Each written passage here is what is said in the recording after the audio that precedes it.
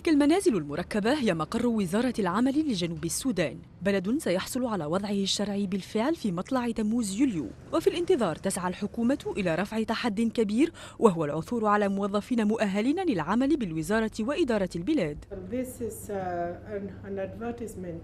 لقد نشرنا صفحة كاملة لعروض العمل في الصحيفة المحلية اليوم، تهدف إلى تعيين موظفين في وزارة التنمية والموارد البشرية. نأمل أن جالية جنوب السودان المهاجرة ستترشح لهذه المناصب. في ديسكينية الجنسية لقد وصلت إلى جوبا عاصمة جنوب السودان قبل 3 أشهر. هي مبعوثة أممية ودورها يتمثل في تكوين الموظفين الحكوميين في جنوب السودان. لقد تم إدماجها في فريق وزير العمل الذي تتقاسم معه خبرتها وتقدم لهم النصائح، مساعدة يرحب بها في بلد ينطلق من نقطة الصفر.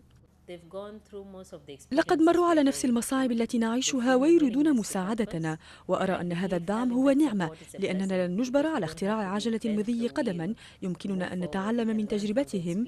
إذا نعم، أكيد نحن بحاجة إلى دعم شرق أفريقيا. دعم من أوغندا وإثيوبيا وكينيا، 3 بلدان أرسلوا ما لا يقل عن 200 موظف إلى هذا البلد الجديد. بالنسبة للحكومة الكينية، القضية تتعدى حدود جنوب السودان. إذا لم نحصل على السلام في جنوب السودان لن يكون هناك سلام في صوماليا، ولن نحصل على السلام في كينيا. هذا هو موقفنا، ونحن سعداء بمشاركتنا في مبادرة السلام هذه.